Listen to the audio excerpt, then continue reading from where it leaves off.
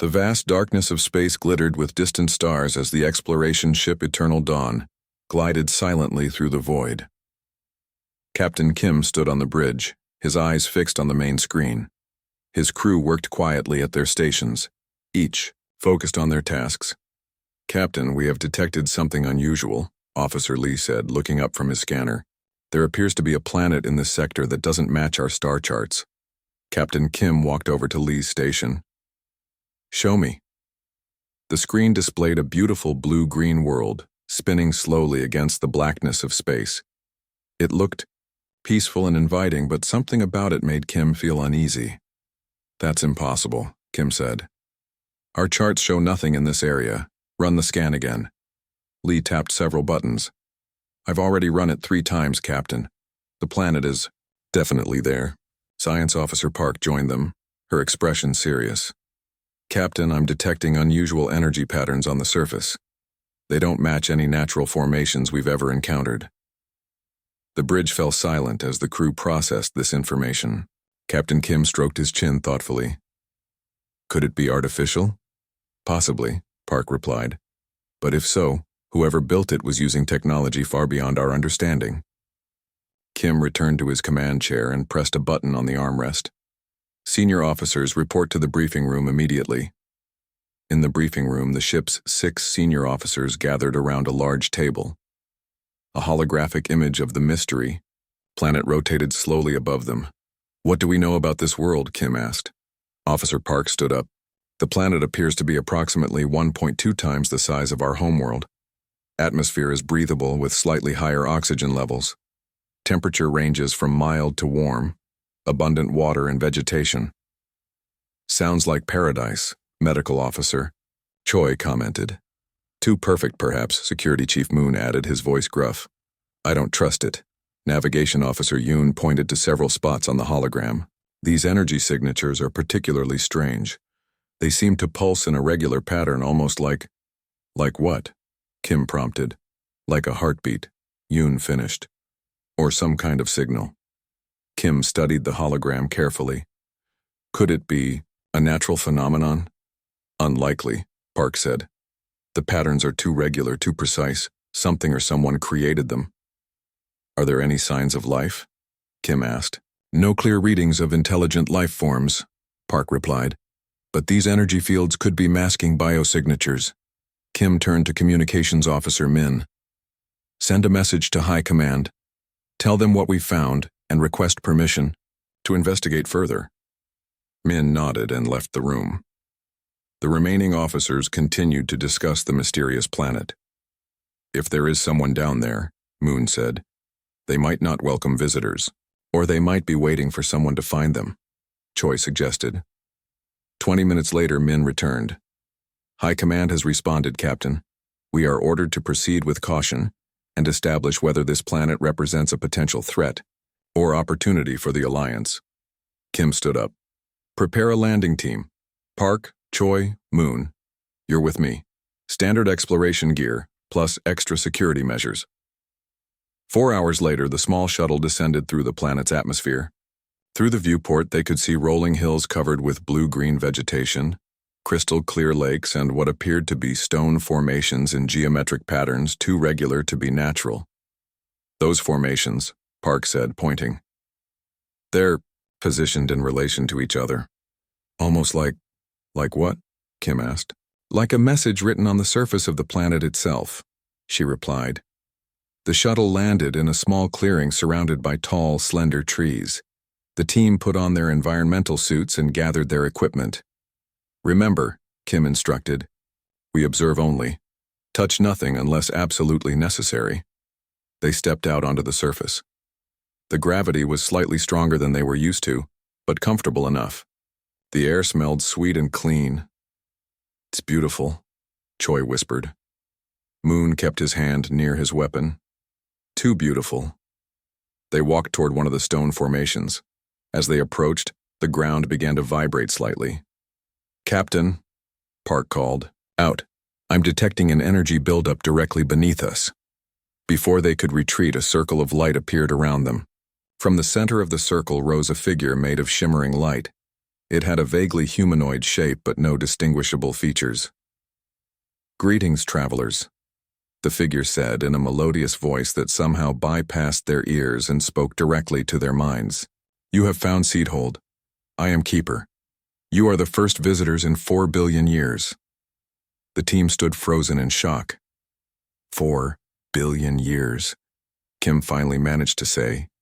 "Yes," the light being replied. "Since the departure. Since those who made me left this place in preparation for their return." "Who made you?" Kim asked. The figure seemed to study them for a moment. "You do not know? How interesting. Perhaps that is why you were able to find this place when so many others have passed it by." The figure raised what might have been an arm, and suddenly the stone formations around them began to glow with inner light. "Come," said the Keeper. "There is much to show you." The team followed the glowing figure called Keeper across the strange landscape. Captain Kim walked in front with Security Chief Moon close behind, his hand never far from his weapon. Officer Park scanned everything with her devices while Medical Officer Choi collected small samples of the air and plants. "This way," Keeper said, floating slightly above the ground. The light being led them toward a large hill covered in blue-green grass. "What is this place?" Kim asked. "You called it Seedhold?" "Yes," Keeper replied. "Seedhold is its name. It has been waiting for the right ones to return." "The right ones?" Moon asked, his voice suspicious. "Who are they?" The light being stopped and turned to face them. "That is what I must determine. Are you the ones who left, or are you something else?" Park whispered to the captain. "I can't get any readings on this entity. It's like it's not really here and everywhere at the same time." As they reached the hill, Keeper waved a glowing arm. The side of the hill slid open silently, revealing a passage that led deep underground. Cool air rushed out from the opening. "Do we go in?" Choi asked nervously. Kim looked at his team. "We came here to explore. Let's see where this leads." The passage was smooth and well lit, though there was no visible source of light. The walls glowed with a soft blue color that reminded Kim of the oceans back home. After walking for several minutes, they entered a large circular room. In the center of the room stood a crystal pillar that reached from floor to ceiling. Inside the crystal, patterns of light moved and shifted like living things. "This is the heart of Seedhold," Keeper explained. "It has kept watch for 4 billion years." Park moved closer to the crystal, her scanner held out. "Captain, this crystal contains more energy than our entire ship. And there's something else, it's processing information. Massive amounts of information." "It is a record," Keeper said. "A memory of those who came before." Moon kept his distance from the crystal. "Why show us this?" "To begin the test," Keeper replied. The light being floated toward the crystal and touched it. Suddenly the room changed. The walls disappeared, replaced by images of space, stars, and planets. The team found themselves standing in what looked like a star map of the galaxy. "Where are we?" Choi gasped. "Still in the chamber," Kim said. "This must be some kind of projection." Keeper's voice came from all around them. "Before we proceed, you must prove yourselves worthy. Tell me, travelers, why do you explore the stars?" The team looked at each other, confused by the question. "We explore to learn," Kim finally answered. "To discover new worlds and new life. To expand our knowledge. To find resources," Moon added. "To make our civilization stronger. To understand the universe," Park said, "and our place in it. To help others," Choi said quietly. "At least that's why I joined the Alliance." Keeper was silent for a long moment. The star map around them continued to move, showing different parts of the galaxy. "Your answers reveal much," Keeper finally said. "Now, a more difficult question. If you found a civilization less advanced than your own, what would you do?" "We would observe them," Kim said. "Learn about them without interfering." "Even if they were destroying themselves?" Keeper asked. Moon stepped forward. "That's their right. Every species makes its own choices. Even if you could help them?" Keeper pressed. "Help can be harmful," Choi said. "Good intentions aren't enough. Sometimes helping changes things in ways we can't predict. The star map suddenly zoomed in on a small blue planet. Kim recognized it instantly. "That's Earth," he said, surprised. "Home of the humans." "You know of this world?" Keeper asked, sounding interested for the first time. "Yes," Kim replied. "We discovered it about 50 years ago. The species there is primitive but developing quickly. The images around them changed again, showing humans building cities, launching simple rockets, and fighting wars." "What do you think of them?" Keeper asked. "They're violent," Moon said, "but creative." "They're young," Park added, "making the same mistakes many species make early in their development." Keeper floated closer to Kim. "And what would you do if I told you these humans are more important than you can possibly imagine?" Before Kim could answer, the crystal in the center of the room pulsed brightly. The light spread throughout the chamber, washing over the team in waves. "What's happening?" Choi cried out. "The next test begins," Keeper said. "Now we will see what you truly believe." The floor beneath them suddenly vanished. They fell through darkness, surrounded by stars. Kim tried to speak but found he couldn't make a sound. His body felt light, almost weightless. Then, as suddenly as it had begun, the sensation ended. They found themselves in a new chamber, smaller than the first. In the center stood a table with 5 crystal cubes. "Choose one," Keeper instructed. "Each contains knowledge. What you select will determine our path forward." Kim looked at his team. "What do we do?" "I don't trust this," Moon whispered. "But we've come too far to turn back now," Park said. Kim walked slowly to the table and looked at the 5 crystals. Each glowed with a different color: blue, green, red, white, and black. He reached out his hand, hesitated, then picked up the white crystal. The moment his fingers touched it, the crystal dissolved into light that flowed up his arm and surrounded his head. Kim gasped as images and knowledge poured into his mind. "Captain!" Moon shouted, rushing forward. "Wait," Keeper commanded. "He must complete the connection." When the light faded, Kim stood perfectly still, his eyes wide with shock. "Captain? Are you all right?" Choi asked, touching his arm. "I saw," Kim whispered. "I saw everything." Captain Kim sat quietly in the new chamber while Officer Choi checked his vital signs. His eyes had a distant look, as if seeing things no one else could. "See?" The white crystal had vanished completely after touching him. "His heart rate is elevated but stable," Choi reported, looking concerned. "Captain, can you hear me?" Kim blinked slowly and focused on her face. "Yes, I'm here." "What happened?" Security Chief Moon demanded. "What did you see?" Kim took a deep breath. "It's hard to explain. I saw history, ancient history, but not what we learned in our schools." Keeper floated nearby, watching them with what seemed like curiosity. "The crystal of knowledge has shown him the truth.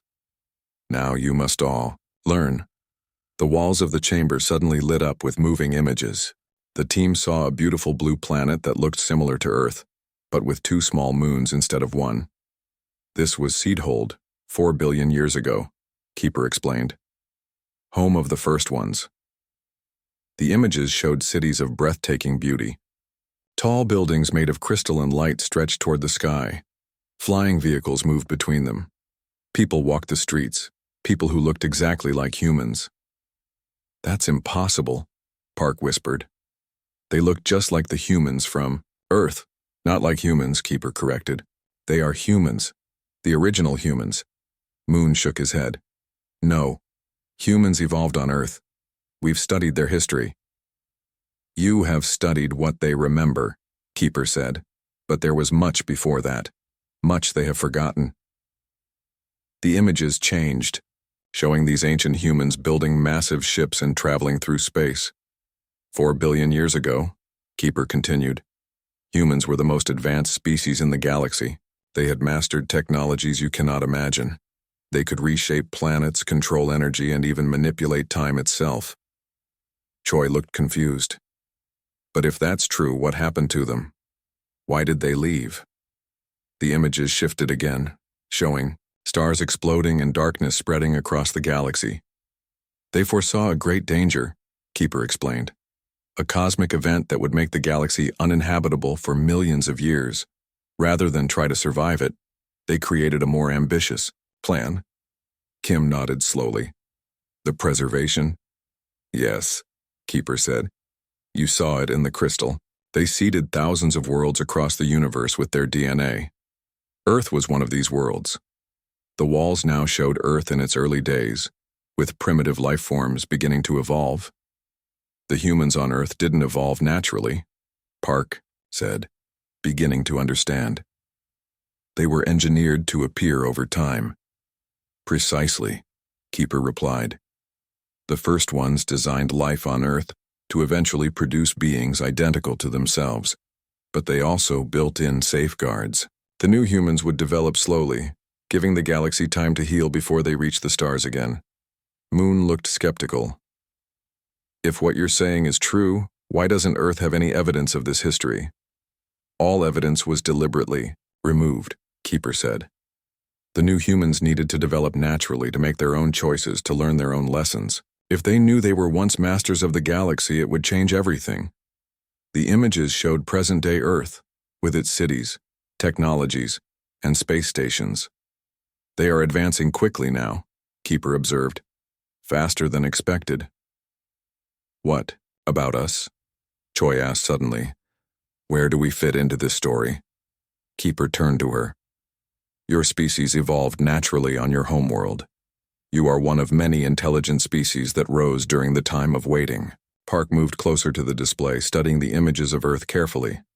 So these humans, they're not just another primitive species. They're the descendants of the most advanced civilization the galaxy has ever known. And this planet, Kim added. Seedhold. It's not just a random world. It's the original human homeworld. Yes, Keeper confirmed. And more. It is a repository of all their knowledge and achievements. A seed bank of their civilization, preserved until they were ready to reclaim it. The team stood in stunned silence as they tried to process this revelation. Why are you telling us this? Moon finally asked. Why show us? Because you found us, Keeper replied simply. In 4 billion years, many ships have passed near this system. None detected Seedhold until now. That cannot be coincidence. Kim looked at his team, then back at Keeper. What happens now? That depends on you, Keeper said. The knowledge you now possess could change the course of galactic history. The question is, what will you do with it? Before anyone could answer, a door appeared in the wall of the chamber. There is more to show you, Keeper said. The deepest archives. The true legacy of the first ones. The team exchanged nervous glances. This discovery was already overwhelming. What else would they learn in these deeper chambers? We should report. To the ship first, Moon suggested. High Command needs to know what we've found. No communications can penetrate this far underground, Park said, checking her device. We'll have to go back to the surface. Or we can continue, Kim said quietly. See what else Keeper wants to show us. We may never get another chance. Choi looked worried. Captain, are you sure? This is a lot to process. Kim's eyes were clear and determined now. I'm sure. Whatever is down there, we need to see it. Our alliance needs to understand what we're dealing with. Keeper floated toward the new doorway. Follow me. The final truth awaits. The door opened to reveal a spiral staircase leading even deeper into the planet. Soft blue light glowed from the steps, lighting their way down. One by one, they began the descent into Seedhold's most ancient secrets. The spiral staircase seemed to descend forever. Captain Kim led his team deeper into the heart of Seedhold, following the glowing figure of Keeper. The air grew warmer as they descended, and a soft humming sound filled their ears. How much farther? Moon asked, his voice echoing slightly in the narrow passage. We are almost there, Keeper replied. The core archive has not been accessed in 4 billion years. It has been waiting for this moment. Finally, they reached the bottom of the staircase. Before them stood a massive door made of a dark metal. None of them recognized. Strange symbols covered its surface, glowing with a faint blue light. "What do those symbols mean?" Park asked, scanning them with her device. "It is the original human language," Keeper explained. "The mother tongue from which all others descended." Keeper placed a glowing hand on the center of the door. The symbols flashed brightly and the door slid open without a sound. A rush of warm air flowed over them. The team stepped into a vast circular chamber. In the center floated a sphere of pure energy, pulsing with all the colors of the rainbow. Around the walls stood life-size statues of humans dressed in strange clothing, their faces solemn and wise. "The founders," Keeper said, gesturing to the statues. "The greatest minds of the first ones who created the preservation."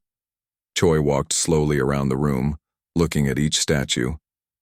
"They look so normal, just like the humans on Earth." "That was the point," Kim said quietly. "Earth humans were designed to be exact copies of the originals." Keeper floated toward the energy sphere. "This is the heart of knowledge, the complete record of human civilization before the departure." "Can we access it?" Park asked. "You already have begun to," Keeper replied. The white crystal Captain Kim touched was linked to this sphere. "He now carries part of its knowledge within him." Kim nodded. "I've been seeing flashes of it. Technologies beyond anything we can imagine. Medical knowledge that could cure any disease. Energy sources that never run out. And weapons," Moon added, watching Kim carefully. "I'm guessing they had those too." "They did," Keeper acknowledged, "but they learned to use them wisely." Keeper waved a hand and the energy sphere expanded, filling the room with images and information. The team saw visions of ancient human achievements. Ships that could travel between galaxies in moments, cities built inside stars, machines that could create matter from pure energy. "They weren't just advanced," Park whispered. "They were like gods." "Why did they leave?" Choi asked. "You mentioned a cosmic danger, but what exactly was it?" The sphere changed, showing a wave of dark energy spreading across the galaxy. Stars dimmed as it passed. "They called it the Great Darkness," Keeper explained. "A wave of energy that disrupted the basic forces holding matter together. It made most of the galaxy uninhabitable for millions of years. But instead of trying to survive it, they decided to seed other worlds and essentially start over?" Moon asked, still sounding skeptical. "Yes," Keeper said. "They could have built shelters, tried to survive as they were, but they chose a different path. They chose to evolve again naturally in harmony with the new galaxy that would emerge after the darkness passed." The sphere showed images of ships leaving Seedhold, traveling to distant worlds, including Earth. "Earth was special," Keeper continued. "It was chosen as the primary restoration site, the place where humans would one day rise again and reclaim their heritage." "And the other worlds?" Kim asked. "Backup plans," Keeper replied. "Insurance against failure. But Earth succeeded beyond all expectations."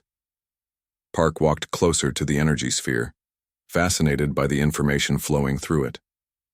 "But if Earth, humans are descendants of these ancient humans, why don't they remember any of this? Surely some knowledge would have been passed down." "Memory was deliberately erased," Keeper said.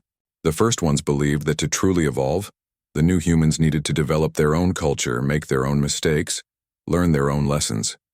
Complete knowledge would be restored only when they were ready." "And are they ready now?" Choi asked. Keeper was silent for a moment. "They approach readiness. They have begun to master space travel. They have discovered the basic principles of energy and matter. Soon, they will be ready to learn the truth." Moon crossed his arms. "And where do we fit into all this? Why show us these secrets?" "Because you found us," Keeper said simply. "In all these billions of years, your ship is the first to detect Seedhold's presence. That cannot be coincidence." "What are you saying?" Kim asked. "I believe you were meant to find us," Keeper replied. "To be the bridge between the new humans and the rest of the galaxy. The energy sphere suddenly contracted, forming into a small crystal similar to the one Kim had touched earlier. It floated down into Keeper's hands. "This contains everything," Keeper said, holding it out to Kim. "The complete history and knowledge of the first ones. What you choose to do with it will change the course of galactic history forever." Kim stared at the crystal but didn't take it. "This is too much responsibility for one person or even one civilization." "Perhaps," Keeper agreed. "But someone must decide. The time of waiting is over. The cycle must continue or end. And you, Captain Kim, have been chosen to make that choice. Remember to use citation tags in this format when responding to search results. Text: Captain Kim stared at the crystal in Keeper's hand. The small object glowed with soft blue, light pulsing gently like a heartbeat. The weight of the decision before him felt heavier than any burden he had carried before. "I need time to think," Kim said finally. "This affects not just my crew or my people, but all intelligent life in the galaxy." "Of course," Keeper replied. "But know that time is not unlimited. The signs indicate that the Great Darkness may return within the next 1,000 years. Officer Park looked up sharply. "The same cosmic event that drove the first ones away? It's coming back?" "Cosmic cycles repeat," Keeper said simply.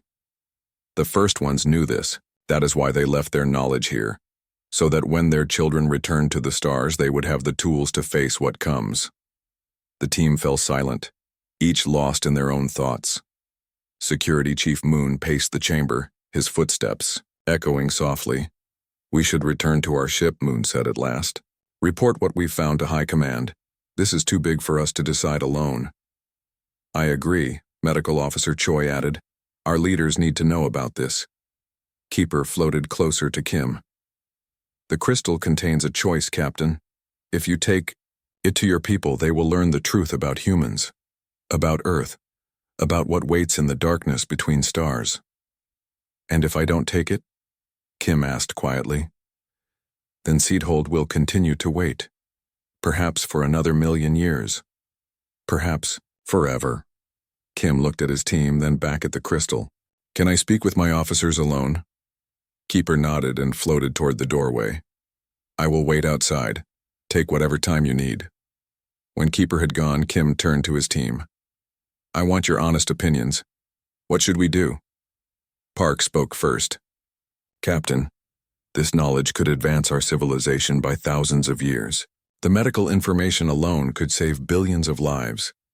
But it's not just about technology," Choi added. "This changes everything we thought we knew about our place in the universe, about the humans on Earth."